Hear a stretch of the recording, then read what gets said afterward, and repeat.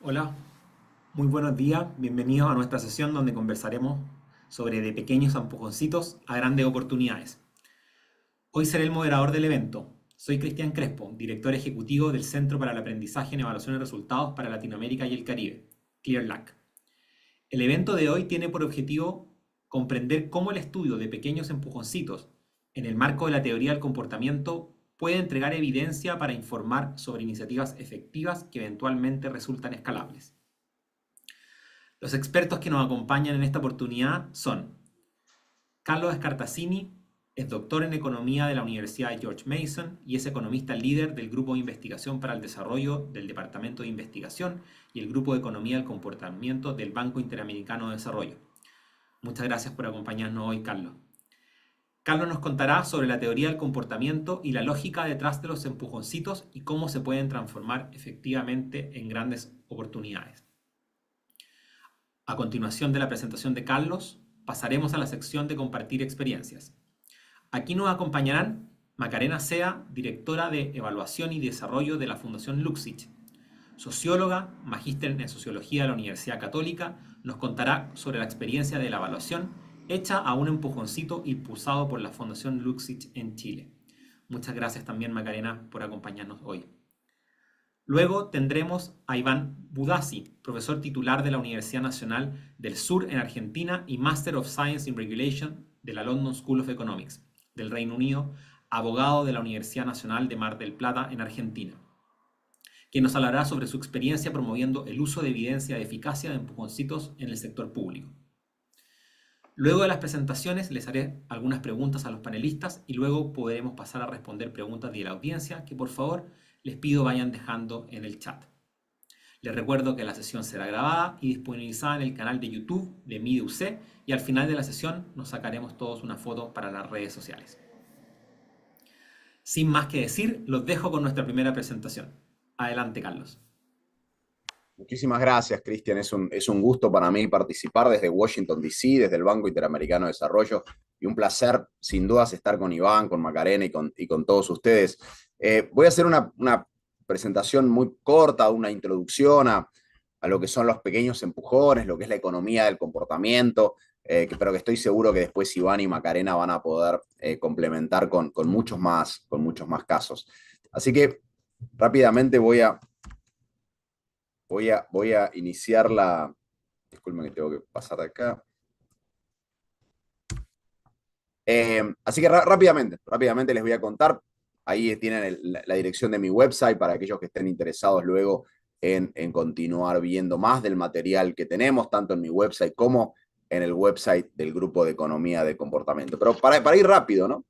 Esta es una foto que ilustra una situación en la cual nos encontramos muchas veces, ¿no? O sea, acá tenemos dos personas que claramente tienen un objetivo en su vida, que es ejercitar, probablemente tener una vida sana, están vestidos para hacer ejercicio, están yendo a un gimnasio, pero cuando se encuentran ante la decisión, ¿no?, de tomar las escaleras o tomar las escaleras mecánicas, claramente toman las escaleras mecánicas, ¿no? Es decir, lo cual no es la decisión que va más adecuada para todo ese objetivo que ellos tienen, ¿no? Que ese objetivo que ellos tienen de ejercitarse, de tener una vida más saludable, etc.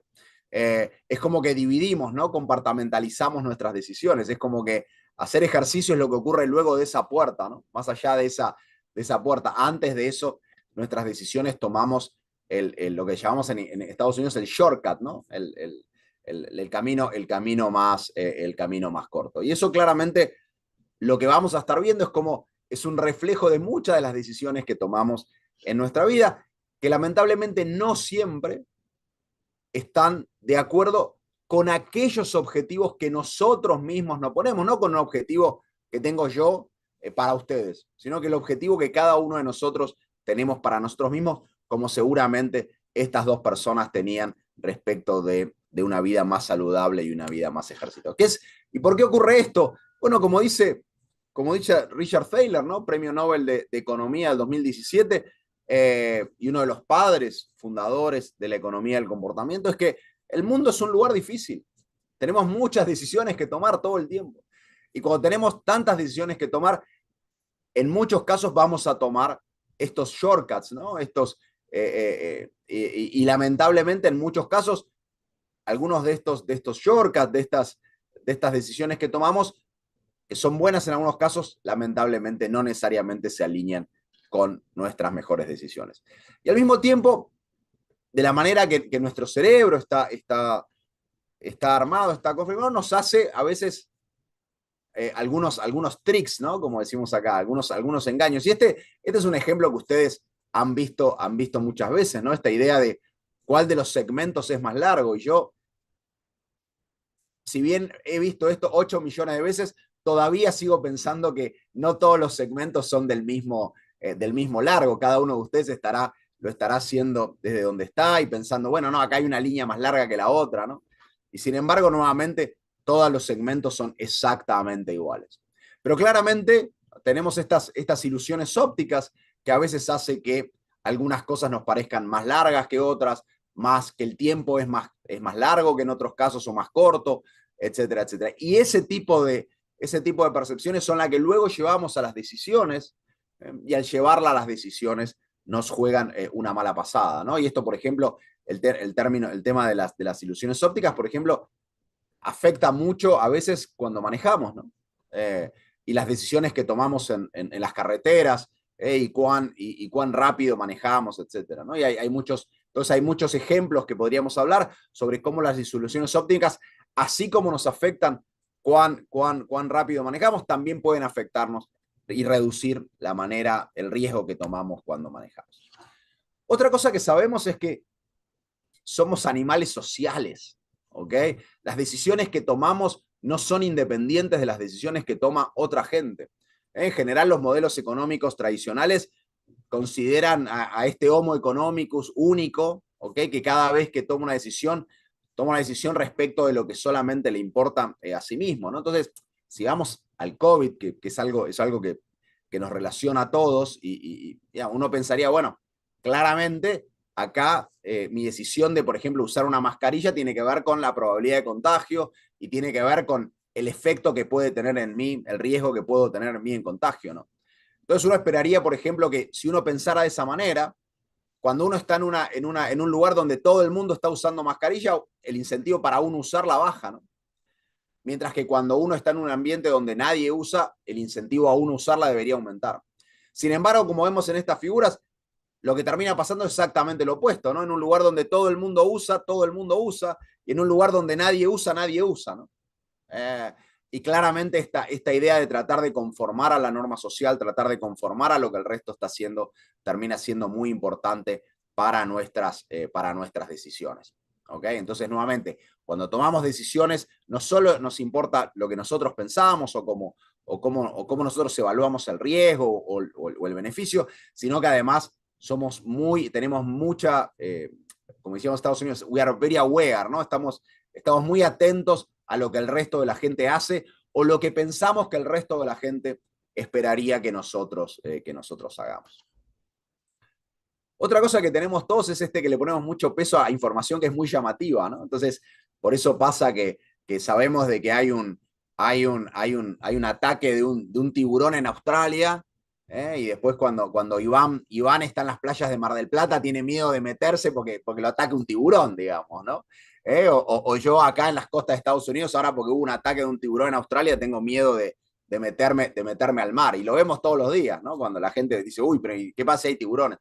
Sin embargo, el hecho de que haya habido un ataque de un tiburón en Australia nos afecta absolutamente nada la probabilidad de que ahora haya un tiburón en Mar del Plata, ¿no? O un tiburón acá cerca de Washington DC. Lo mismo con un accidente de avión, ¿no? Hay un accidente de aviación y ahora de golpe todos tenemos miedo a un accidente de aviación, piensa que a menos que se sepa que hay un problema sistémico en los sistemas de aviones, la probabilidad de tener un accidente de avión sigue siendo la misma.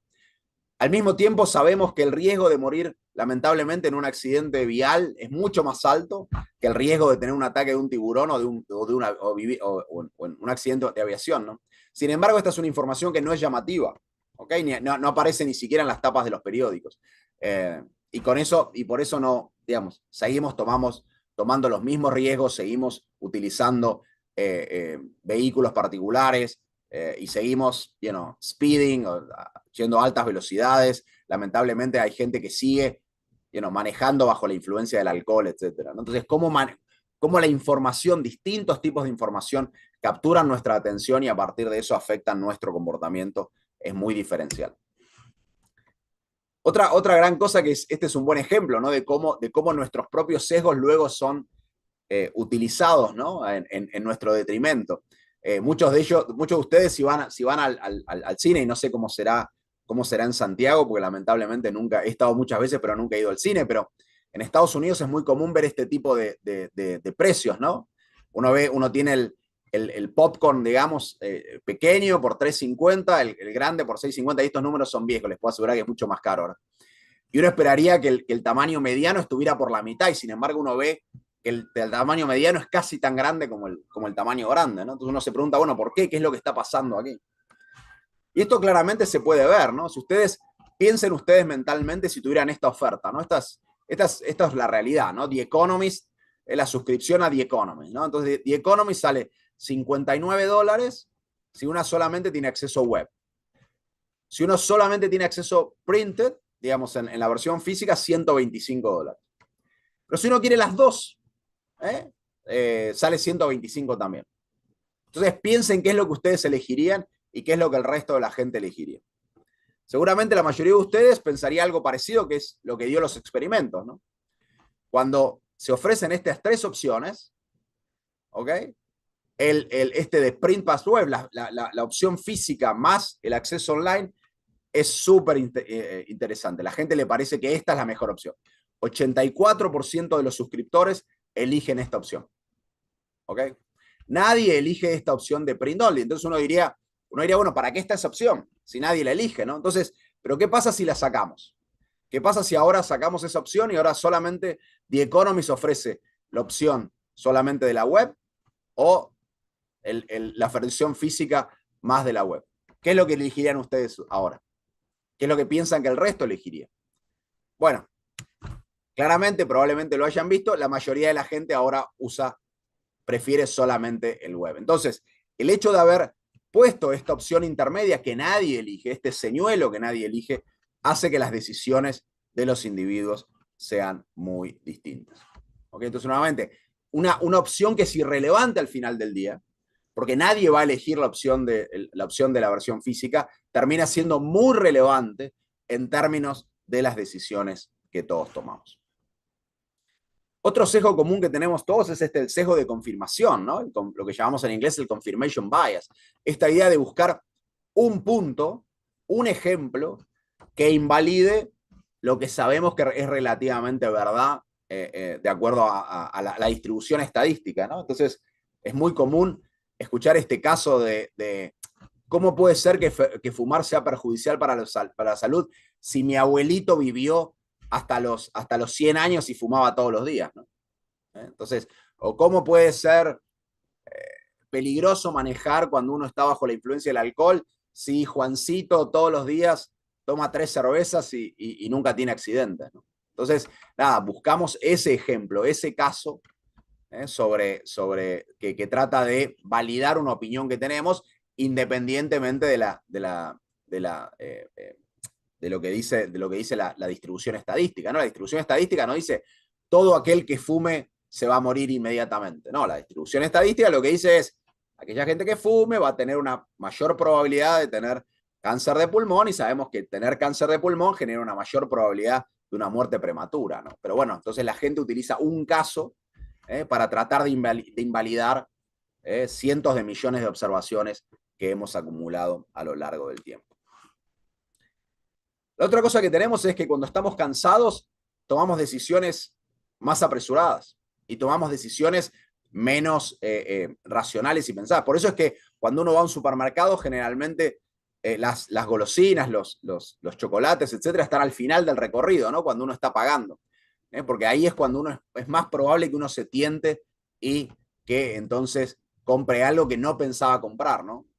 Un producto con mucho azúcar. Por eso es que nunca, cuando uno entra al supermercado, van a estar al inicio del trayecto, ¿no? Cuando uno entra con la lista del supermercado, uno tiene una lista predeterminada de cosas que va a comprar, eso no está en la lista, uno no lo compra. Sin embargo, cuando está al final, ya uno terminó con la lista y siente que se merece un treat, ¿no? Se merece un premio por haber hecho su trabajo. Esto lamentablemente no solo nos pasa a nosotros cuando vamos al supermercado, ¿no? Hay evidencia, por ejemplo, que los jueces tienen sesgos en sus decisiones de acuerdo a cuán cansados están, o si tienen hambre o no. Entonces vemos cómo la probabilidad de que una persona que está siendo juzgada sea encontrada no culpable es mucho mayor al inicio del día, por ejemplo, que a medida que pasa el día. O lo mismo sabemos que es mucho más probable que un doctor prescriba, digamos, de un antibiótico a medida que está más cansado o a medida que avanza el día, ¿no? Independientemente de la situación. ¿Y por qué? Porque, bueno, se quieren sacar de encima al paciente, porque están cansados, se quieren ir a su casa. Entonces es mucho más probable que receten un antibiótico hacia el final del día. Entonces, como les decía, hay muchísimos sesgos, ¿okay? Muchos sesgos que tenemos todos. Como les dije algunos, tenemos muchos más, ¿no es cierto? Tenemos aversión a las pérdidas, el cortoplacismo, que es algo que no he hablado, cómo le ponemos muchísimo peso a hoy y muy poco peso al día de mañana, ¿no? Y eso nos genera inconsistencia temporal de cómo evaluamos las acciones que tenemos hoy versus las acciones que vamos a tener mañana, el sesgo del status quo, cómo nos parece siempre mejor lo que ya tenemos o lo que ya venimos haciendo respecto de las alternativas, y así podríamos ir, y hay cientos más de sesgos. Como les decía, esto es una cuestión de que el mundo es muy difícil, pero una cosa que es importante es que nuestros errores son sistemáticos y predecibles, no es que, como decimos, vamos a tontas y locas, ¿no? En el sentido de que un día tomamos una decisión y otro día podemos tomar algo muy, muy, muy distinto. Es decir, cuando estamos cansados, naturalmente es más probable que tomemos peores decisiones. Cuando tenemos la opción de una escalera y una escalera mecánica, es más probable que la gente tome la escalera mecánica. Y así sucesivamente. Entonces, dado que ocurre eso, entonces una cosa que es buena es que podemos entonces utilizar herramientas para tratar de modificar esos comportamientos, ¿no? Y eso es lo que tratamos de hacer desde el Grupo de Economía del Comportamiento. Es decir, lo que tratamos de hacer desde el Grupo de Economía del Comportamiento es entender que todos tenemos muchas decisiones y muchas opciones, ¿ok? Podemos tomar en este caso 3 puertas distintas. Sin embargo, lo que sabemos es que hay una de esas puertas, uno de esos caminos que nos va a llevar más cerca de los objetivos que cada uno de nosotros tenemos establecidos para nosotros mismos. Entonces, lo que tratamos de hacer desde el Grupo de Economía del Comportamiento es ponerle una luz, guiar en las decisiones, hacer más sencillo abrir la puerta que nos va a llevar más sencillamente a cumplir con esos objetivos. Y para eso hay una caja de herramientas que utilizamos aquellos que hacemos economía del comportamiento, que tienen que ver con recordatorios, que tiene que ver con el tipo de la información que damos, cómo damos la información, cómo utilizamos la importancia de las normas sociales, etcétera, etcétera, muchas de las cosas que estuve diciendo, para poder cambiar esos comportamientos. Entonces, ¿lo hacemos dónde? Lo hacemos básicamente desde el BID en toda América Latina y el Caribe y en todas las áreas de política económica. ¿Y cómo lo hacemos? O sea, ¿cómo hacemos estos cambios? Bueno, básicamente, primero lo que hay que hacer es definir cuál es el problema y definir cuál es el comportamiento que estamos buscando. Hacer un buen diagnóstico, ¿ok? A partir de eso, diseñar las herramientas que son necesarias para poder hacer el cambio y luego evaluarlo. Sin evaluación es muy difícil saber si hemos sido exitosos o no y cuáles son las mejores herramientas hacia adelante. Entonces, como les digo, trabajamos en esto y en todos los temas de que se les pueda ocurrir. Acá tenemos, por ejemplo, estos son ejemplos que he extraído de nuestra web. Entonces, tenemos temas de inclusión financiera en la República Dominicana, empleo para discapacidad en Perú, actitud frente a las armas, elección de escuelas, aumento del uso de telemedicinas, vacunación, etcétera, etcétera, ¿no? Podemos ir en uno y otro contándoles los temas en los cuales trabajamos. Yo no sé Cristian, o sea, ya voy como 20 minutos, no sé si te parece que ya paro, tengo un caso para mostrar, ¿te parece que lo que siga con el caso o te parece que ya es un tiempo suficiente dado el tiempo que me he tomado? Mira, profundicemos, Carlos, te propongo que en la pregunta profundicemos en el caso para que ahí te Ok. puedas expandir como en ese ejemplo. Excelente, excelente. Entonces, nada, les voy a dar un caso, ¿no? Les voy a dar un caso que luego seguramente Macarena y Iván van a poder plantear, que es el caso, pues uno de los últimos casos que hemos estado trabajando, que es la falta de agua en la ciudad de Bogotá. ¿Ok? De golpe ha estado lloviendo menos de lo que se esperaba en la ciudad de Bogotá, con lo cual las reservas de agua han caído a niveles mínimos históricos. Entonces la pregunta que se hacía la alcaldía era cómo hacemos para reducir el consumo, ¿no? Entonces, una opción de política, como siempre, es, bueno, digámosle a la gente que le cortamos el agua, ¿no? Le cortamos el agua de las 2 de la tarde a las 4 de la tarde. O de las 4 de la tarde a las 8 de la noche cortamos el agua y de esa manera disminuimos el consumo. El problema es cuando tú lo haces así, la gente, ¿qué es lo que hace? La gente guarda agua, ¿no? La gente entonces llena las tinas, las bañeras, ¿no? De agua o en baldes, etc. Y el problema que tienes es que entonces la gente lo que hace es adelantar consumo y en muchos casos también adelanta las pérdidas, ¿no? Porque uno llena la bañera, la tina de agua, usa un poco, luego viene el agua, uno se quiere bañar, entonces vacía, tira todo el agua que no utilizó, ¿no? Entonces, a veces se gasta lo mismo o aún más. Entonces, la pregunta es cómo hacemos. Bueno, hay muchas maneras, ¿no? Una es esa regulación que les estaba diciendo. Los precios, ¿no? Uno puede aumentar el precio del agua. Si yo hago que cada litro de agua salga $100, bueno, la gente va a bajar el consumo de agua. Pero bueno, eso tiene otro tipo de problemas. Entonces hay otros cambios que se pueden hacer y uno es este tema de la información y de los nudges. Lo que sabemos de la literatura histórica es que una de las cosas que importa es la información, ¿no? Es decir, si yo no sé cuánto consumo, es muy difícil que pueda tomar acciones.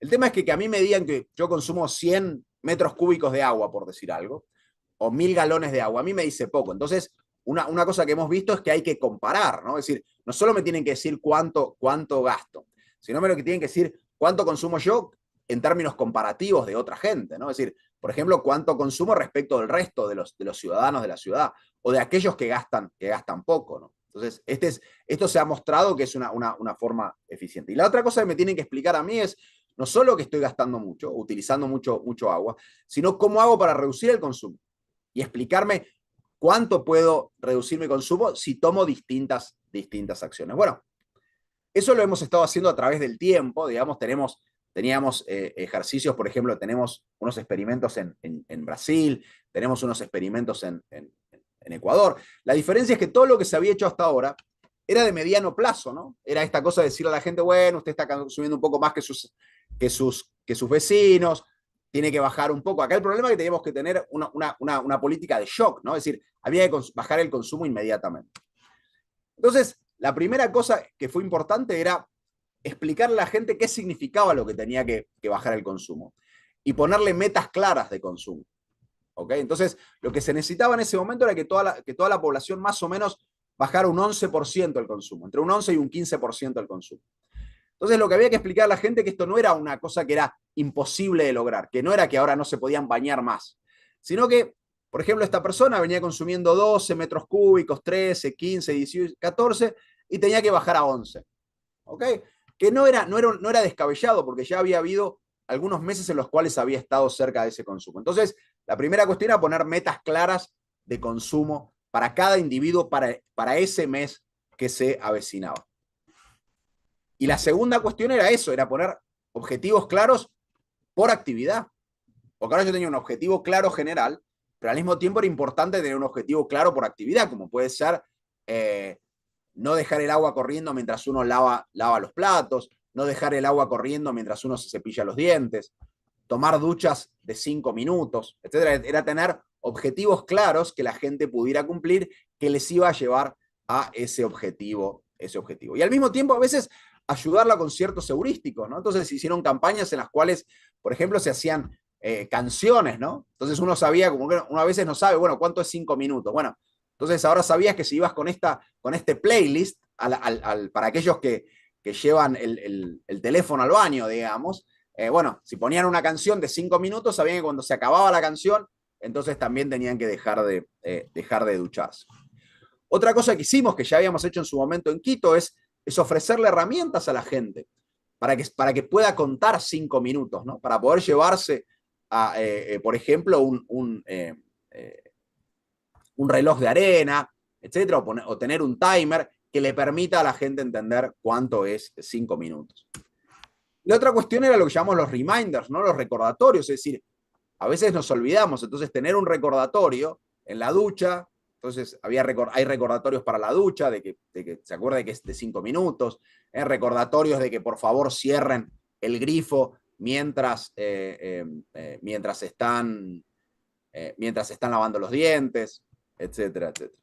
Y la última es el tema de las normas sociales, ¿no? Que es algo que se utilizó, por ejemplo, en California y funcionó muy bien, esta nueva idea de cambiar el foco de la norma social. Por ejemplo, antes era muy común, digamos, de que uno sintiera que si uno no tenía bien regado su césped, ¿no? De su casa y si el césped no estaba verde, ¿no? Y los vecinos lo iban a mirar mal a uno.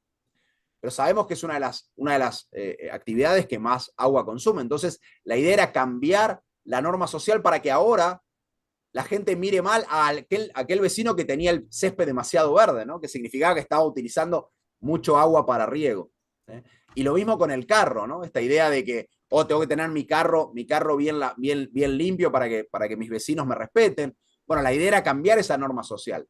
Que ahora que aquel que tenía el carro demasiado limpio, bueno, era porque estaba excediendo el consumo de agua y utilizando, y que ahora tener el carro sucio con un poco de polvo y tierra no se viera mal, ¿no? Entonces también hemos estado trabajando en cambiar las normas sociales. Bueno, acá termino entonces. Pueden encontrar muchísimo de este material en nuestro website, ahí behavioral.iadb.org. Tenemos muchísimo material, resúmenes de todo lo que hemos estado trabajando, monografías explícitas, por ejemplo, sobre cómo aumentar la seguridad vial, cómo actuar frente al COVID u otras enfermedades, y así van a poder encontrar una gran cantidad de material sobre todos estos temas. Así que bueno, muchísimas gracias por la atención, gracias Cristian y todos ustedes por el tiempo que me han dado. Muchas gracias, Carlos. Te voy a citar cuando mi familia me recuerde lavar el auto con ese ejemplo. Muchas gracias, muchas gracias, Carlos. Te doy la palabra, Macarena, para los 15 minutos de presentación con el caso de la Fundación Luxich. Súper. ¿Se ve bien ahí? ¿Cargó? Te vemos, sí, vemos bien. Buenísimo. Primero saludarlos a todos y agradecer la invitación, Cristiana, Clear, por estar aquí hoy día. Es un honor para nosotros como fundación estar en este panel. Primero vamos a hacer una pequeña introducción para entender desde dónde estamos hablando. Nuestra fundación, la Fundación Luxich, busca contribuir al desarrollo del país a través de la formación de las personas. ¿Y qué significa esto? Significa que nosotros creemos que las personas tienen agencia, que las personas en el fondo pueden tomar decisiones, que las personas son las que mejor conocen sus problemas. No obstante, a veces hay que dar estos empujoncitos y a veces en el fondo la formación requiere un poco más de profundidad y por eso hemos puesto nuestro foco en la formación. Formación de competencias socioemocionales en niños, formación de capacidades pedagógicas en profesores y formar estudiantes para la toma de decisiones, y acá está el ejemplo del empujoncito en el cual nos vamos a centrar hoy día. Los distintos tipos de formación están en estas áreas que hoy día son nuestras áreas de desempeño: educación, emprendimiento, deporte, formación internacional y emergencia. El área de evaluación, que es el área en la que yo trabajo, fue creada el año 2020 con el fin de asegurar la calidad de todos los programas de la Fundación Luxich, e implementamos este ciclo de evaluación. ¿Ya? Un poco como en esta línea que presentó Carlos en su presentación. Nosotros estamos súper concentrados en hacer un buen planteamiento del problema, después para poder diseñar una solución que se ajuste a ese problema, que sea una solución pertinente a ese problema. Después tenemos un gran foco, y ahí Cristian siempre me dice que yo le pongo mucho foco al proceso, a la implementación. Nos interesa en el fondo saber la fiabilidad de la implementación de nuestros programas, si los programas están cumpliendo con los estándares de calidad que se dijeron en el diseño. Y también hacemos evaluación de resultados, que son estas mediciones pre-post, antes de recibir la intervención y después de recibir la intervención. Y en los casos en donde es posible, hacemos medición de impacto. El caso que traemos hoy día es un caso que tiene una evaluación de impacto porque tiene una solución súper acotada y es posible en el fondo poder medir impacto porque además tiene potencial de escalabilidad del programa. A fines del año pasado, desde la fundación empezamos con esta discusión, empezamos a masticar en el fondo cuáles eran los distintos tipos de problemas con los cuales nosotros estábamos trabajando. Y empezamos a profundizar. De hecho, esta semana estamos lanzando un policy brief que trata sobre este tema, lo pueden encontrar en nuestra página web, sobre los tipos de problemas y los tipos de soluciones. En esta parte del ciclo podemos ver que hay problemas simples, hay problemas complicados y hay problemas complejos, o como lo llama la literatura, problemas wicked, ¿no es cierto? Que son problemas, principalmente problemas de corte caótico y sistémico. ¿Y dónde están en esta categorización los problemas de las fricciones del comportamiento? Que son lo que ya nos comentó Carlos, ¿no es cierto? Que son estos problemas en donde es posible tener una solución que no sea una solución de alta complejidad, sino que sea efectivamente un empujoncito. Llegamos a esta conceptualización. La literatura a veces divide los problemas en 4 tipos, a veces los divide en 3, a nosotros nos acomodó esta, en donde los problemas simples tienen una definición relativamente fácil y las soluciones son replicables porque es fácil identificar cuáles son las mejores prácticas. Luego están los problemas complicados, cuya definición es más desordenada.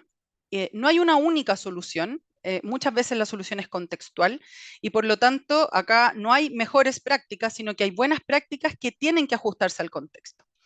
Y por otra parte están los wicked problems, estos problemas más sistémicos que tienen una definición caótica en donde las soluciones no son replicables y en el fondo se necesita una intervención sistémica, integral, multidisciplinaria para poder brindar una solución que sea pertinente al problema. Nosotros ponemos los problemas de fricciones del comportamiento acá. Las soluciones que pueden tener los problemas del comportamiento son estas soluciones de empujoncito, y cuando lo hablamos en el panel, cuando estábamos planificando esta sesión, hay personas que tienen como mucho interés en los problemas complicados, y los problemas complicados por definición no son solucionados por empujoncitos. Son ciertos problemas los que pueden ser solucionados por empujoncito. Entonces no podemos esperar que un problema sistémico sea solucionado por un empujoncito, y eso es algo que nos gusta explicitar. No obstante, estos problemas, si son acotados y son limitados, puedes tener mucho impacto. En el fondo, cuando haces un buen empujoncito, la intervención resulta efectiva. Entonces, mientras se soluciona un problema complejo que es de largo aliento y por definición de largo plazo, porque hay que poner de acuerdo a muchos stakeholders, uno puede tener soluciones que sean más tácticas, en donde se encuentran estos problemas de fricciones del comportamiento y se diseñan soluciones apropiadas. ¿Cuál es el caso que les traigo hoy día? Es un problema en el ámbito educativo. Nosotros durante más de 20 años hemos trabajado en la educación técnico-profesional, en la educación media técnico-profesional, hoy día sabemos que en ese contexto, por supuesto que no son los únicos desaventajados, pero sabemos que el contexto de educación técnico-profesional concentra al 80% de los estudiantes de los quintiles más bajos de ingreso. Y también sabemos que estos estudiantes tienen menor probabilidad de ingresar a la educación superior, sea esta universitaria o técnica, ¿ya? Esto, en el fondo, para hoy día Chile, el problema sigue siendo un problema importante porque, según los datos de la OCDE que se publican en el Education at a Glance, para pasar por la educación superior, incluso sin terminarla, sigue representando un beneficio para las personas en nuestro país. ¿Qué significa ese beneficio? Que pueden acceder a mejores empleos y, por supuesto, a mejor remuneración. Además, en Chile hoy día, como como algunos de ustedes saben, los que no son chilenos, existe hoy día una ley de gratuidad en donde las personas que pertenecen a estos quintiles de ingresos son sujetos de gratuidad. O sea, podrían ingresar de manera gratuita a la educación superior. ¿Por qué estas personas que tienen en el fondo la posibilidad de ingresar a la educación superior de manera gratis no lo hacen? ¿Ya? Y acá hay un resumen, una sistematización resumida de por qué hay un menor ingreso a la educación superior. Por una parte está la parte más wicked del problema, hay una baja preparación académica de los estudiantes, llegan con peores resultados en sus pruebas de lenguaje y matemática y por lo tanto para rendir la PAES están menos preparados, y también hay un tema que tiene que ver con todo el tema cultural, la motivación, las expectativas que se pueden dar a su alrededor. Y en el segundo circulito vemos que hay falta de información, falta de apoyo, y esa falta de apoyo puede ser falta de apoyo de sus padres o del establecimiento educacional, porque dentro de las expectativas de su entorno no está el ir a la educación superior. Y en los casos en los casos con los que nosotros trabajamos, de hecho, muchas veces la educación media técnico profesional se ve como una educación terminal. En el fondo, que la persona sale al mercado del trabajo. No obstante, sabemos, con todos los informes que se han lanzado últimamente, que la educación es una educación para la vida, es una educación que es una educación constante, porque estamos en un mundo, se dice líquido, en donde las competencias, en el fondo, que se necesitan son competencias que van cambiando. Entonces, hoy día pensar una educación como una educación terminal es algo que es cada vez menos plausible, ¿no es cierto? ¿Qué es lo que hace nuestro programa? Identifica en el fondo esta falta de información, apoyo y motivación como problemas de fricciones del comportamiento, y nos centramos acá, ¿ya? El programa, que es Aspiraciones sobre el Futuro, hace una encuesta al principio, hace una encuesta a los estudiantes con los que va a trabajar, y esa encuesta nos permite relevar estas desinformaciones, ¿ya? Que están acá. El 52% de los estudiantes declara saber poco o muy poco sobre el proceso de postulación a establecimientos de educación superior. Estas son encuestas aplicadas a estudiantes en el último año de enseñanza media. En nuestro caso es cuarto medio. El 58% de los estudiantes declara saber poco, muy poco sobre los sueldos y tasas de empleabilidad de quienes se gradúan en educación superior. Y el 71%, y esta es la más crítica a nuestro parecer, de los estudiantes declara saber poco, muy poco sobre las oportunidades de financiamiento o sobre cómo postular. Entonces nos damos cuenta que en este contexto de estudiantes con alta vulnerabilidad que tienen la posibilidad de ingresar a la educación superior con gratuidad, la información al parecer no les llega, porque cuando nosotros hacemos este levantamiento de información a través de esta encuesta que se aplica en los meses de abril, marzo y abril, los estudiantes que están en su último año de enseñanza media no conocen la información importante para la toma de decisiones. Entonces, ¿qué fue lo que hicimos nosotros? Creamos un instrumento, un programa, que tiene dos variantes. Una variante que es low touch, o sea, una variante menos intensiva de tratamiento, y una variable high touch, que es una variante más intensiva de tratamiento para llegar con esta información. ¿Ya? Muchas veces el ministerio, las autoridades dicen, toda la información está. Y es cierto, toda la información está en los portales públicos, pero es una información difícil de llegar. No todos tenemos las competencias para llegar. Incluso para mí, que soy una persona que tiene estudios universitarios, posgrado, cuando tienes que meterte a encontrar la información, tienes que hacer muchos links. Y eso, en el fondo, implica que tú tienes un conocimiento previo que muchas veces no existe, e implica cierta motivación para poder perseverar, y eso también a veces está constreñido por los entornos de estos estudiantes, como ya lo dijimos, por sus establecimientos escolares, por su familia, en donde no hay personas que han ido a la educación superior. Entonces hicimos este programa, Aspiraciones sobre el Futuro, que tiene esta parte low touch, que es un calendario. Se le entrega un calendario a los estudiantes con fechas de postulación y admisión. Se les entrega un kit informativo, que es un artefacto, porque no es una carta, es un artefacto, una cartulina con muchos colores que se hizo con diseño de servicio para que fuera llamativo para estudiantes que están en esta edad, con los beneficios de educación superior y las opciones a las que puede acceder. Y este kit informativo es una carta personalizada, ¿ya?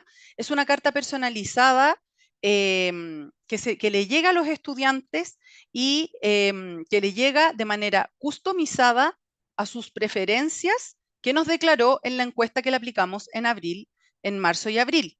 ¿Se entiende? Entonces, esta carta le llega de acuerdo a sus preferencias. Si ellos dijeron que preferían la parte de medicina, les van a llegar las carreras afines con las instituciones, etcétera, ¿ya?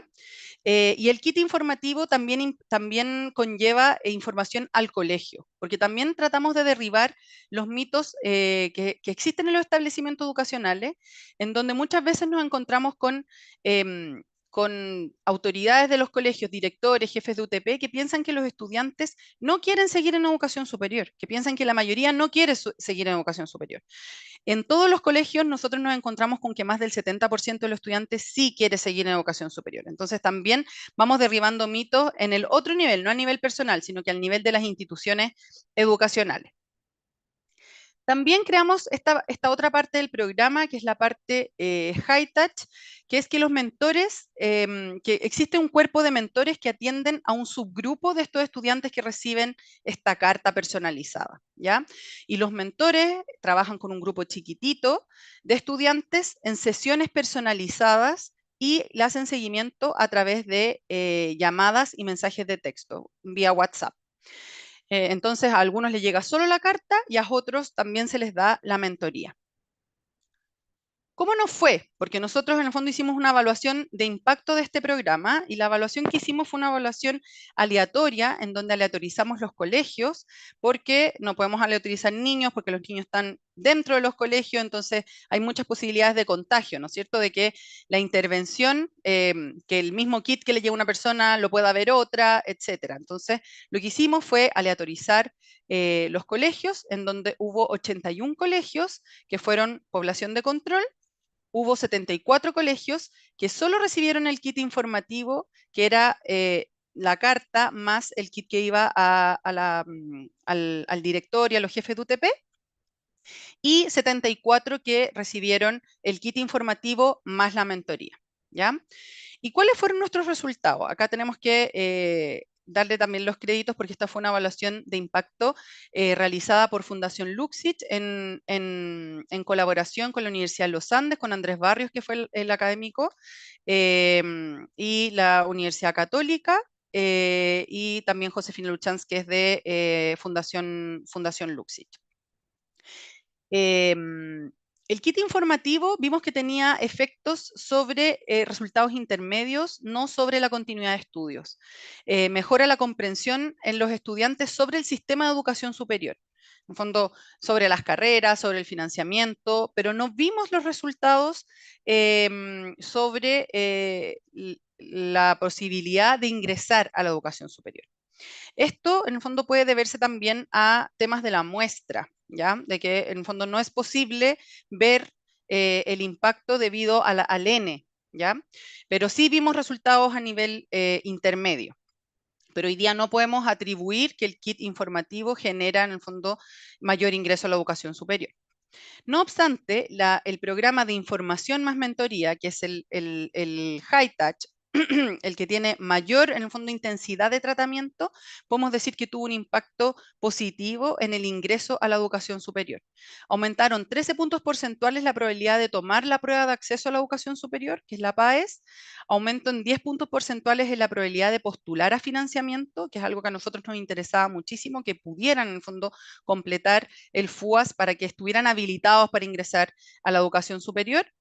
Y aumento de 5 puntos porcentuales en la probabilidad de matricularse en algún establecimiento de educación superior y de 8 puntos porcentuales al segundo año de ingreso. Entonces vemos que este empujoncito, que es un empujoncito educativo, en donde nosotros damos más información, e información que es una información muy digerida para los estudiantes, pensada en estudiantes de esta edad, que ellos puedan en el fondo aprender esta información, sí genera, en el fondo, sí genera impacto, y un impacto que a lo mejor uno puede decir es algo muy pequeño que no está solucionando los problemas educativos de Chile, pero sí es un cambio revolucionario a nivel de la vida de estos estudiantes, porque la calidad de vida de estos estudiantes cambia completamente al pasar por la educación superior, como lo dije al principio de la presentación.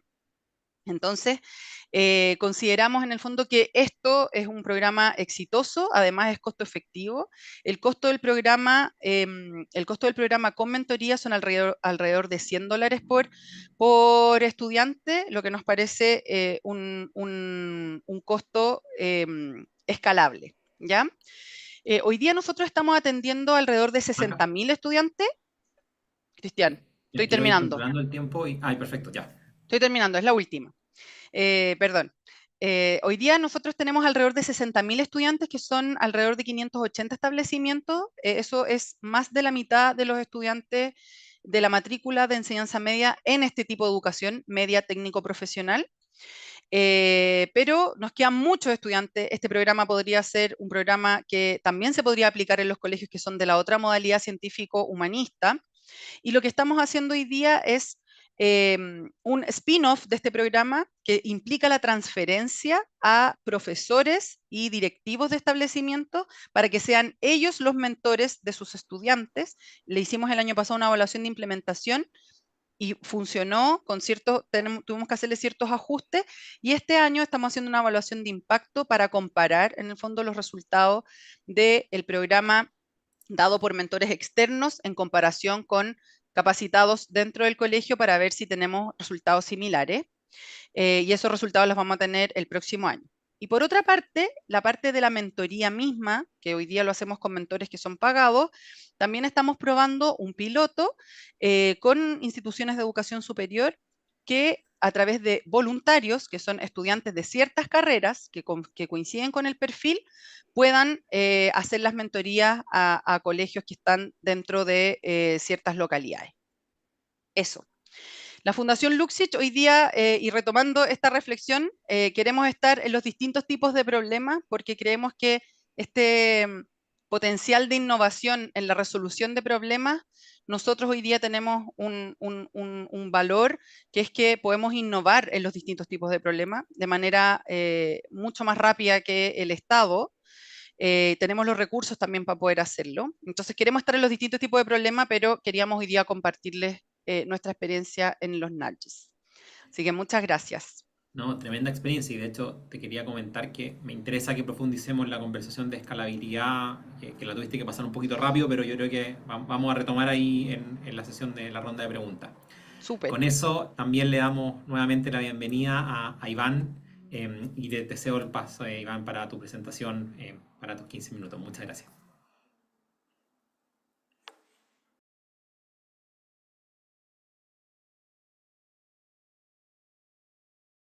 Perdón, Iván, no te estamos escuchando porque estás con mute.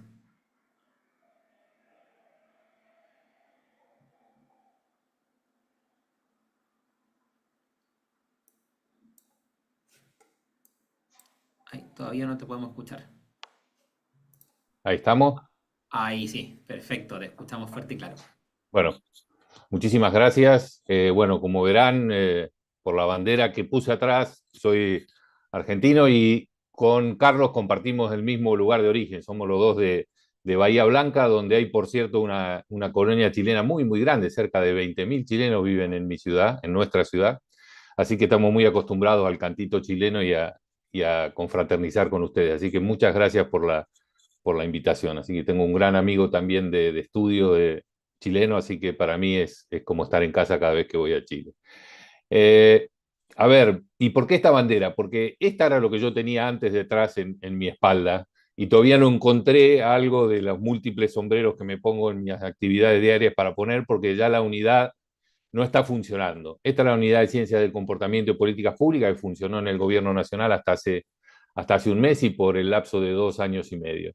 Por eso la genial introducción teórica de qué son las ciencias del comportamiento que hizo Carlos y el ejemplo profundizado que hizo Macarena me permite a mí hablar de otro tema, que es el tema institucional, por un lado, y por el otro, empezar a contar, bueno, cómo se ve desde el Estado la realización de políticas públicas y qué hemos podido hacer desde la unidad. Bueno, la Unidad de Ciencia del Comportamiento se creó en plena pandemia, en julio del 2021, con una resolución simple del Consejo Económico y Social, en la Secretaría de Asuntos Estratégicos, y bueno, tenía esta característica, impulsado por el secretario de Asuntos Estratégicos, Gustavo Vélez, que tenía un gran contacto con el presidente. Bueno, pudimos empujar y sacar en julio del 2021 y estar en presidencia hasta septiembre del 2022,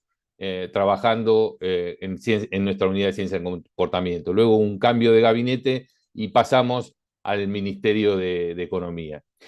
Nosotros planteamos varias alternativas de trabajo de ciencia del comportamiento. Una de ellas es la creación de la Red Argentina de Ciencia del Comportamiento. Y la cuento antes de hablar de la unidad, porque nosotros hicimos una convocatoria abierta y logramos 270 miembros de estos diferentes sectores de la actividad económica, social y académica de la Argentina. Y ellos fueron también los que nos ayudaron a diseñar los primeros pasos de la unidad. Y nos reuníamos una vez por mes a tratar algún tema específico y, digamos, con una apertura general a la sociedad, que era el otro tema que creo que una unidad de ciencia de comportamiento tiene que cubrir: salir del Estado y tratar de integrar a la sociedad dentro del pensamiento y el crecimiento de la ciencia del comportamiento. Y para esto tuvimos la ayuda invalorable del BID, con Carlos, con Florencia López Bó, que hoy no pudo estar, pero lo que pudimos conseguir fue un fondo de $200.000, con lo cual pudimos tener 20 proyectos de $10.000, que quizá para el primer mundo no sea mucho dinero, pero para nuestra humilde economía era un incentivo bastante interesante. Tuvimos 100 proyectos, hicimos primero internamente un shortlist de 25 y seleccionamos luego los 20 proyectos ganadores, que tuvieron una variedad de temas, una distribución geográfica súper interesante, y las instituciones, como ven, también han sido muy variadas. Y bueno, este es el primer trabajo que desarrolló la Unidad de Ciencia del Comportamiento, donde los trabajos lo hacían cada uno de los ganadores, pero nosotros estábamos muy firmes porque uno de los temas bueno, que creo que tenemos todos los países de Latinoamérica son, bueno, primero, una falta de expertise en el desarrollo de los temas, y segundo, lo que es el objeto de estas jornadas, de la evaluación, de lo difícil que resulta conseguir números, contar, pesar y medir en las políticas públicas en nuestros países. Estos fueron, por ejemplo, de los temas más trascendentes que nosotros seguimos con atención, y en el que la unidad se involucró más allá de la participación de la sociedad civil. Y luego tuvimos algunos proyectos que desarrollamos directamente en la unidad del comportamiento, de ciencia del comportamiento y políticas públicas, con una participación de trabajo propio dentro del Estado, muy poco, porque, digamos, el Estado pagaba solamente 2 sueldos, el mío y de la coordinadora del programa, y luego tuvimos un gran apoyo de las entidades internacionales que nos ayudaban, ya sea con consultorías más o menos permanentes, o con la posibilidad de trabajar con ellos en el desarrollo de estos programas, para pedir asesoramiento a gente que obviamente tuviera mucho más experiencia que nosotros. Y allí dividimos, me parece interesante metodológicamente, Macarena trató un tema muy en profundidad. Pasemos un poco a vuelo de pájaro las intervenciones, qué tipo de intervenciones comportamentales hicimos. Una de las clásicas, y esto es interesante para ver todos los componentes que tiene estructuralmente la toma de decisiones cuando se hace una intervención. Particularmente, lo que a mí respecta, soy un bicho híbrido, que soy un tercio que participó en política, el otro tercio que soy un burócrata, digamos, en el trato de que ser un burócrata en el buen sentido de la palabra, pero también tengo una pata académica, doy clase hace muchísimos años, tengo una participación en este tipo de ambiente, por decirlo de alguna manera. Y esas son las cosas que interactúan dentro de una unidad de ciencias del comportamiento a nivel estatal. Entonces, hay que tratar de conciliar estas cuestiones para que bueno, no se confunda que nosotros no estamos a la búsqueda de un paper, estamos a la búsqueda de lograr una solución comportamental y de políticas públicas. Entonces, algunas intervenciones comportamentales pueden tener una clásica estructura de RCTs o estudios randomizados controlados, que es la herramienta clásica por la cual nosotros trabajamos en la ciencia del comportamiento. Y son aquellos en donde por allí tenemos algún problema de fácil medición. Y doy un ejemplo de una gran contraparte que tuvimos trabajando, que es la Agencia Recaudadora de Impuestos en la República Argentina, que tienen las agencias recaudadoras de impuestos una cierta práctica en la ciencia del comportamiento, porque son los casos inicialmente más exitosos que hubieron en el mundo sobre la aplicación de nuestras herramientas. Y aquí tratamos de, como bien mapeaba Macarena, de todos los pasos, primero establecer cuál es el problema, y lo que nos planteó la agencia es que el 60% de las personas iban a hacer un trámite que lo podían hacer virtualmente, pero la paradoja era que para hacer estos trámites tenían que pedir turno por la computadora, o sea que estas personas tenían acceso a una computadora. El problema es por qué no avanzaban en ese trámite. Bueno, y la verdad es que usamos como la herramienta, bueno, hicimos todos los pasos que describía Macarena, no quiero extenderme en el tiempo, pero bueno, tuvimos entrevistas personales, como la agencia estaba muy comprometida, pudimos hacer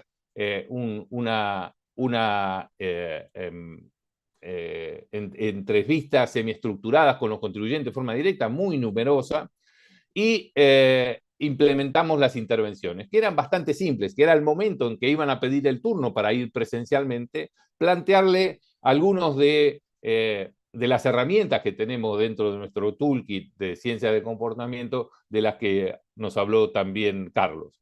Bueno, empezamos a jugar con estas normas, con estas tres herramientas, la norma social, que es, bueno, la gente tenía una idea de que eran pocos los que hacían estas intervenciones y continuaban estos trámites por la web, le pusimos en evidencia que no era así. Luego también en tema de facilidad y otro tema de autobeneficio sobre el ahorrar tiempo. Bueno, la verdad es que también hicimos muy bien medidos con que los sistemas permiten hacerlo muy bien, de cómo randomizarlos y cómo medirlos. Bueno, tuvimos un efecto muy, muy grande y a un costo prácticamente bajísimo, que es ponerle cabeza a esa intervención. Cuando le aparecían estas páginas, cerca de un 16 o un 18% de las personas insistían y hacían su trámite de esta manera, con lo cual, obviamente, en horas hombre de los empleados de la AFIP y en la seguridad que tenía la persona para hacer su trámite, se vio totalmente muy bien compensado el esfuerzo que hicimos junto con esta agencia. El otro punto también, clásico estudio randomizado controlado. Una de las provincias argentinas, Chaco, tenía un problema con las vacunaciones. Bueno, ¿y qué hicimos? Dividimos la población en tres. A algunas se le mandaba la comunicación tradicional, a la otra se le mandaba un mensaje por WhatsApp, pero fijo, estático, en el cual no se podía interactuar. Y en la tercera, en los dos mensajes, lo que se enfatizaba también era el sesgo social y la aversión a las pérdidas, de no perder la inmunidad que se había logrado, y el sesgo social de la cantidad y porcentaje de personas que efectivamente se habían vacunado. Bueno, este trabajo también tuvimos muy buenos resultados y también con muy buena posibilidad de medir de manera limpia el resultado de cada una de las intervenciones. Fíjense que más de 3 veces multiplicamos la cantidad de vacunación, aún en periodos en los cuales las vacunaciones eran bastante bajas. Y aquí, como vemos, tenemos 2 ejemplos clásicos de estudios randomizados controlados. Pero tenemos también las intervenciones complejas, en donde nuestra lucha, por decirlo de alguna manera, con la ambición más académica, que trata de tener intervenciones puntuales para poder realizar estas mediciones de causa-efecto de una manera más limpia, es decirle, miren, nosotros no tenemos el tiempo y no es nuestro trabajo dentro de la unidad de ciencia de comportamiento el hacer un paper. Por más que también en mi tercio académico de la vida me resulta muy interesante. Y de hecho, la experiencia anterior va a ser publicada en Nature dentro de pocas semanas y eso nos pone muy contentos. Pero eso es un subproducto de nuestro trabajo. Nuestro trabajo es lograr un cambio. Bueno, en el punto de lograr un cambio, bueno, este es un cuadro clásico de la ciencia del comportamiento, en donde vemos que la opción por default que tome cada uno de los países, lo que los abogados llamamos la legislación supletoria, o qué pasa cuando uno no dice nada en relación a algún tema, ha tenido tanta importancia en materia de trasplantes. Y vemos que en países culturalmente tan parecidos como Austria o Alemania o Bélgica y Holanda, bueno, la diferencia que hay del cuadro de la derecha, donde se ve la cantidad de trasplantes no de trasplantes, sino de donantes que hay para la realización de trasplantes, es tan alta en un lado y en otro del gráfico, simplemente porque se presume en el gráfico de la izquierda que uno no dona cuando se muere, y en el de la derecha se presume lo contrario. Ahora bien, nosotros vimos que más allá de que se había multiplicado por 10 la cantidad de donantes presuntos, solamente se había multiplicado por 2 la cantidad de órganos disponibles. Lo que hicimos fue, bueno, ver qué pasaba con esas 8 veces que habían desaparecido. Y bueno, empezamos a ver el tema dentro de cada uno de los servicios de salud. Tuvimos cerca de 80 entrevistas presenciales y 300 encuestas. Empezamos a detectar los problemas, y paso rápido, pero simplemente como para que vean cómo empezamos a usar este sistema que se llama CONB, que es uno de los sistemas clásicos para evaluar y diseñar estrategias de ciencia del comportamiento. Y aquí están los problemas y las herramientas que usamos en cada uno de los casos, y en esto estamos en plena etapa de implementación, y a pesar de que la unidad no continúa, nosotros seguimos trabajando con los órganos de 2 de las provincias argentinas para implementar y poder medir el efecto de estas intervenciones múltiples. Lo mismo lo hicimos, y esto también para que vean cuáles son las posibilidades que tiene una unidad estatal de ciencia del comportamiento. Todos sabemos que es súper importante la lactancia materna, y eso, bueno, no solo ahorra una gran cantidad de dinero, porque las leches fórmula son muy caras, sino también que permite una salud muy importante para el bebé, que no solo está en el área, no está solo vinculado a su mejor desarrollo, sino también a todo el spillover, las cuestiones económicas que están vinculadas a las enfermedades infantiles. Entonces vimos que en algunos lugares de este municipio de Almirante Brown, de 900.000 habitantes, en el Gran Buenos Aires, cerca de la capital, bueno, vimos que en algunos centros de salud primaria, atención primaria de la salud, se recetaba mucha leche de fórmula, y en otros casi idénticos en cuanto a conformación social y estructura, se recetaba muchísimo menos. Bueno, empezamos a tratar de averiguar cuáles eran esos problemas,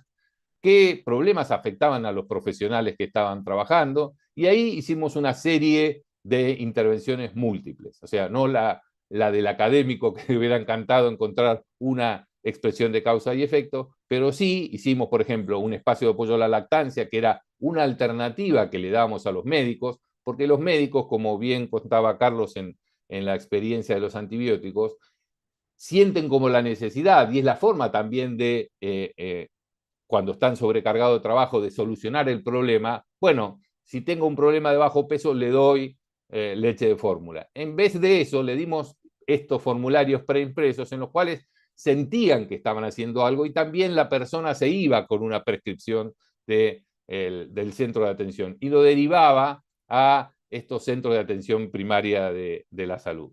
Y también los beneficios de la cartelería para hacer saliente esta información en los centros de atención. Bueno, también hicimos un seguimiento en cada uno de los grupos de los centros de atención primaria de la salud, donde le hacíamos fórmulas de recordatorios y también de premios e incentivos sociales dentro, para que se puedan comparar con sus pares cada uno de los centros de atención primaria de la salud. Bueno, en esto también tuvimos un impacto significativo, y en esto también, para que nos escucha, dirán, bueno, aumentaron un 6,30%, qué poco.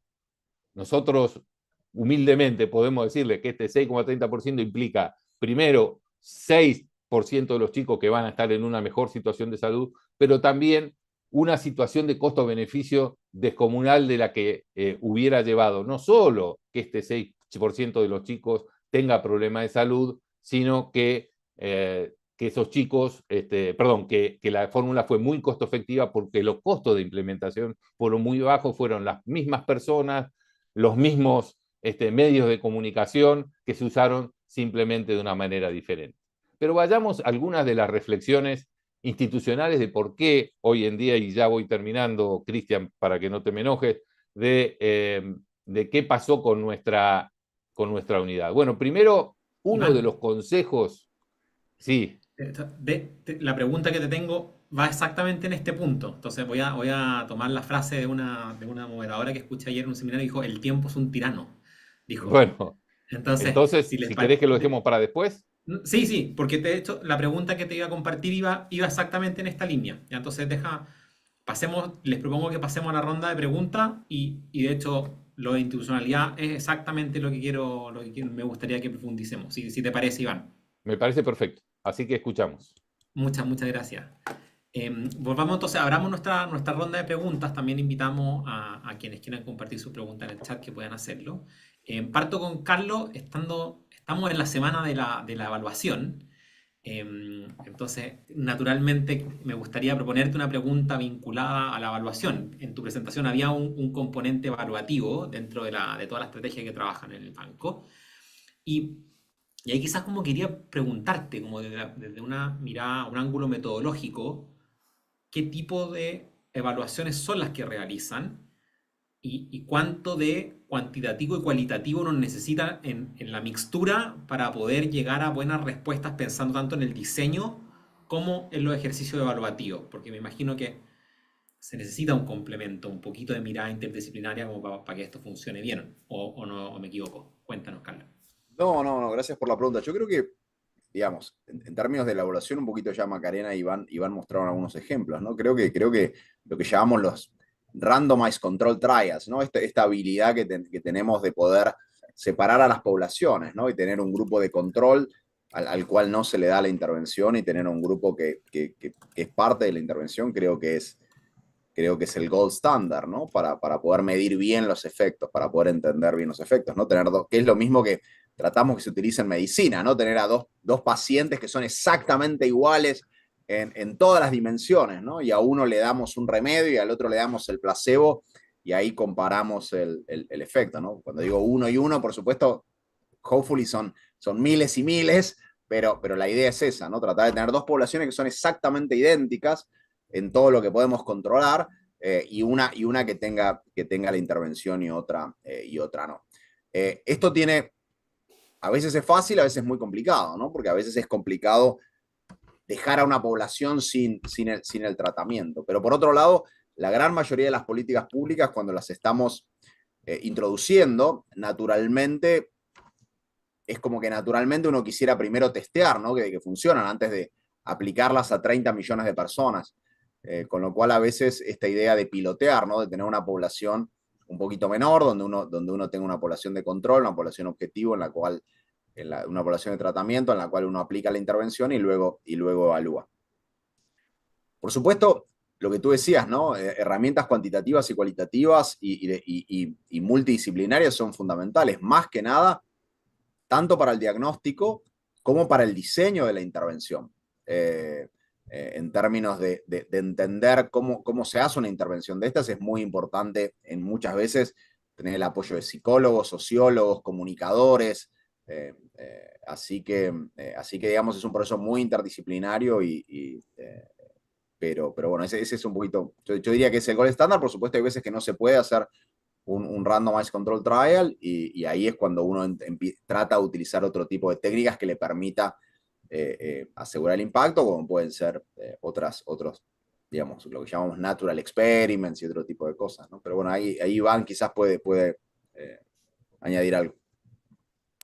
Sí, un Perfecto, poco lo mira, que si les parece, había Iván, te como, dejo la pregunta y te doy la oportunidad también para complementar a Carlos. O si quieres, complementa a Carlos y después te hago la pregunta. sí, no, una cosita. Primero, Carlos, quería que no te olvides de publicitar tu curso, porque el BID tiene un curso online que la verdad es que no hay una sola persona que se lo haya recomendado que no me lo haya agradecido. Tiene una especie de, entre las muchas herramientas tecnológicas que tiene muy buena, tiene uno como es que el busca tu propia historia, en donde cada uno puede elegir diversas alternativas y ve cómo le va, que es un poco lo que hacemos nosotros en la práctica, porque que a eso quería referirme. Me acordé cuando lo escuché a Carlos, sobre el tema de Dale. la totalidad de la población. Nosotros tenemos Obligado a un poner el problema. link del curso entonces en el chat. Nosotros tuvimos un problema que creo que es muy latinoamericano y ustedes lo sabrán comprender, que es esto de la falta de costumbre de evaluar, medir, pero también de esto de probar. O sea, nosotros en el área, sobre todo de desarrollo social y de educación, nos decían, no, la política tiene que ser para todos.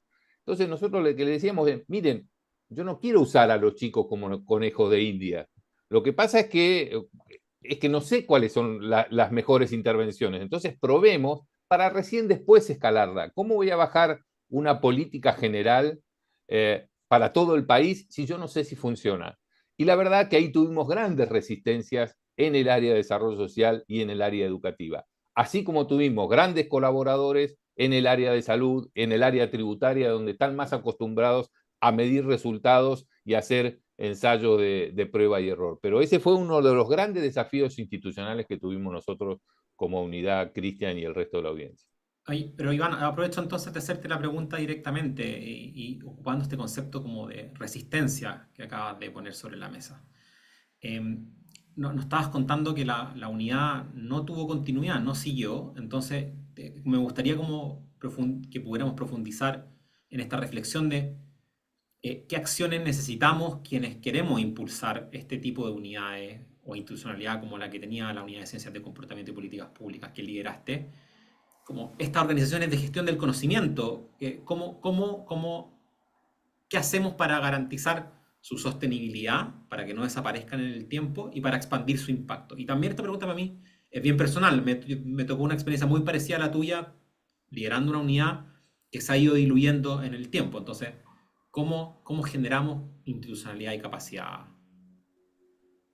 Bueno, desde el día -1 que nosotros nos planteamos ese problema, porque vimos que había pasado en Uruguay, donde en la oficina de presupuesto teníamos una unidad de ciencia de comportamiento. ¿Qué pasó con Chile? Que la palabra que usaste es esa. Bueno, los diferentes intentos se han ido diluyendo y ahora hay una sola que lo promueve activamente, una sola unidad que está en el área del derecho de consumidor financiero.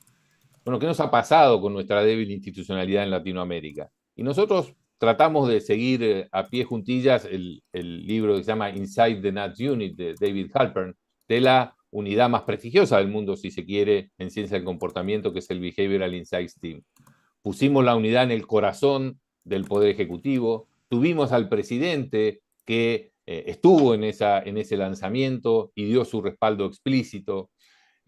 Tratamos de hacer una colaboración bipartidaria y no partisana de las intervenciones que hicimos, y de hecho trabajamos con todas las provincias y municipios, cualquiera fuera el color político que pudiéramos tener. Lo que pasa que, como consuelo, nosotros en Ciencia de Comportamiento hablamos del hindsight bias o del sesgo del día después. Nosotros no pudimos prever la revolución política que se iba a producir en la Argentina, en donde tenemos ahora un gobierno que se define como anarcoliberal. Habíamos hecho con la fuerza de la oposición mayoritaria en aquel entonces un acuerdo para que esto continuara, obviamente que quizá con diferentes conformaciones, con diferentes finalidades, pero la aparición de esta nueva fuerza política a la cual no le pudimos convencer que lo que dice Cass Sunstein, uno de los promotores de la ciencia del comportamiento, sobre que nosotros efectivamente utilizamos un paternalismo, pero un paternalismo libertario, porque la mayoría de nuestras herramientas son, en definitiva, pueden ser dejadas de lado por las personas y no utilizadas. Simplemente creemos que es obligación del Estado señalar, como decía Carlos, iluminarle la puerta en donde creemos que están sus beneficios o donde puede tomar mejores decisiones. Así que es difícil insertar una agencia que tiene capacidades transversales, pero no tiene fuerza ejecutiva propia. Pero la verdad es que más allá de esta división muy burda que hice entre algunas cuestiones más sociales y educativas y las otras áreas del gobierno donde encontramos mayor y menor resistencia, creo que este experimento podría haber continuado de haber tenido una una evolución política más tradicional. Bueno, estamos en una etapa muy disruptiva de la política, no solo en la Argentina, sino en el mundo, y a nosotros nos agarró en mitad del cambio y por eso es que no se continuó con la unidad. Perfecto. Y Macarena, bueno, tú mismo mencionaste que la Fundación Luxich, al estar en un espacio distinto al Estado, tiene quizá una capacidad de innovación que puede ser interesante a explorar. Y, y acá me pongo el sombrero, Iván mencionó que tenía distintos sombreros, el sombrero del evaluador, paso al sombrero de la política pública. Pensando en distintas como alternativas de soluciones, tú ocupaste este concepto de low touch y high touch, y que tiene una relación de costo asociada detrás de eso y dificultad de implementación. Las high touch probablemente van a hacerte un poquito más de costo y dificultad de implementación. Profundicemos como en la escalabilidad, ¿ya? Como qué factores serían como claves para determinar como la escalabilidad de un pequeño empujón, por pequeño que sea, ¿ya? Cuando ya queremos llevar esto a ya muchos más beneficiarios de distintos contextos. Feliz, Maca, de escucharte. Sí, yo creo que como que nuestro lema es paso a paso, porque la escalabilidad, a nuestro juicio, está muy determinada por la implementación, por las dificultades o los facilitadores de la implementación. Si el programa está súper paquetizado y es llegar y poner play para que se aplique, claro, eso tiene una escalabilidad, un gran potencial de escalabilidad.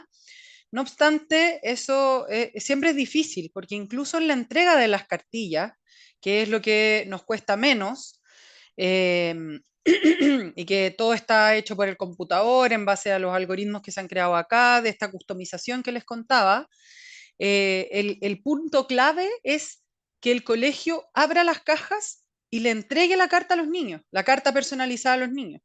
Entonces, nosotros podemos mandar la carta y eso puede estar perfecto y podemos en el fondo, incluso podríamos llegar a una escala mayor, pero el doble clic de que se abra la caja y que la carta efectivamente llegue, eso requiere un recurso adicional finalmente, que es insistencia, monitoreo, y eso va encareciendo los programas. Entonces, por eso a veces soluciones que parecen muy fáciles no lo son tanto. Entonces, por eso es tan importante la implementación para poder ir determinando y estandarizando esos facilitadores. En el fondo, ¿quién es la persona clave al interior o las personas clave al interior de los establecimientos para que las cajas se abran? ¿Ya?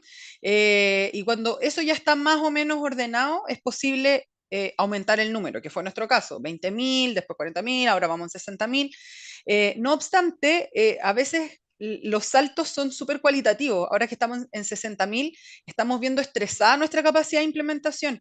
Y el año pasado llegamos a 50.000, entonces uno dice, chuta, ¿cuándo se pegan estos saltos discretos en donde la complejidad es muy grande debido a los sistemas de supervisión?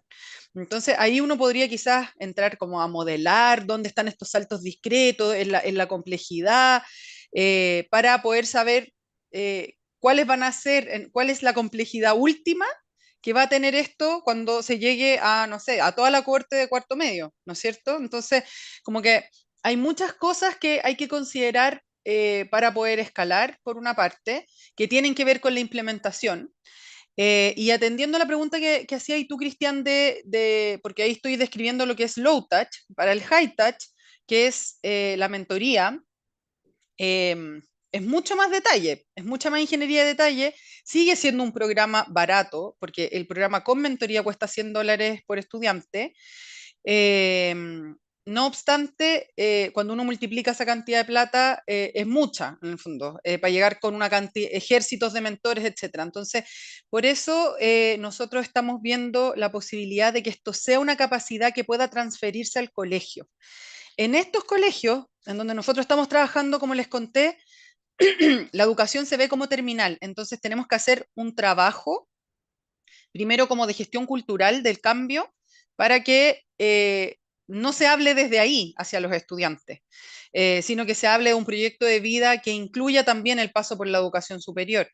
Y eso es lo que probamos el año pasado en una evaluación de implementación con un grupo reducido de colegio y que hoy día vamos a ver en la evaluación de impacto. Creemos que por ahí va un poco el tema de transferir competencia, y por otro lado puede ser por el trabajo voluntario, hoy día lo vemos así, con estos estudiantes de educación superior. El ministerio nos dio el patrocinio para este programa. Eso no significa auspicio, en el fondo es como un sello de calidad, pero que no va asociado a recursos financieros. Y yo creo que nos queda camino por recorrer todavía. ¿Lo viste contento al ministerio con trabajar con estos temas o te miraban con ojos raros, Maca? No, muy felices. El Ministerio de Ah, Educación muy feliz porque nosotros ya tenemos la evaluación de impacto. Entonces, no es como que le estemos ofreciendo probar un programa, sino que el programa ya está aprobado, está aprobada su efectividad. Entonces, ellos estaban contentos porque en el fondo es algo que eventualmente se podría crecer. Hoy aprovecho de como comentarle a todos que generosamente Carlos ya compartió el link del curso en el chat, Macarena compartió el link del Policy Brief también en el chat, e Iván incluso también acá nos recomendó algunos libros sobre, alguna literatura sobre escalabilidad. No sé ustedes, pero yo al menos estoy muy entusiasmado con la temática que hemos discutido hoy. Y a mí me gustan esos espacios donde podemos, personas de distintos perfiles, de distintas disciplinas, con distintas historias de vida, reunirnos y trabajar en conjunto. Y yo siento que este tema de los empujoncitos, de la tema del diseño de soluciones que están asociados como a la lógica del comportamiento, es una de esas oportunidades, es un espacio donde nos reunimos economistas, psicólogos, sociólogos, personas que están trabajando en la administración pública, y también desde la perspectiva del diseño y de la evaluación, distintas disciplinas, distintos campos entran en juego. Entonces, creo que siento que este espacio donde la interdisciplina se hace viva y termina siendo, puede ser una gran fiesta. Entonces, a mí es una reflexiones que quiero dejar ya pensando en el cierre, ¿ya? Y una segunda reflexión, y muy relacionado con el título de lo que nos reunió hoy día, es finalmente acá hay un potencial de impacto grande, y no solo de impacto, sino que de costo-efectividad, ¿ya? Efectivamente, con pequeños empujoncitos o con soluciones que tienen un costo menor, aunque tengan desafíos de implementación, como bien mencionó Macarena, nos pueden dar grandes oportunidades y grandes réditos socialmente, como nos mostró Carlos y como nos mostró Iván, ¿ya? Entonces yo creo que tenemos que mirar esto con mucha atención, porque efectivamente podemos ir desde las iniciativas públicas, ir encontrando soluciones, no a los problemas más complejos, como bien mencionó Macarena, pero sí puntuales que vayan mejorando la vida de nuestros compatriotas en toda la región, para poder hacer transferencia de estos temas y seguir potenciando la institucionalidad que haga el estudio de ellos. Con esas últimas palabras y reflexiones, doy muchísimas gracias a cada uno de los panelistas. Muchas gracias, Carlos. Muchas gracias, Macarena. Muchas gracias, Iván. A todo el equipo que estuvo en la producción de este evento, también de este seminario. Muchísimas gracias a cada uno de ustedes que nos acompañaron hoy día. Muchas gracias también. Nos vemos en una próxima oportunidad. Muchísimas gracias. Muy bien. muchas gracias.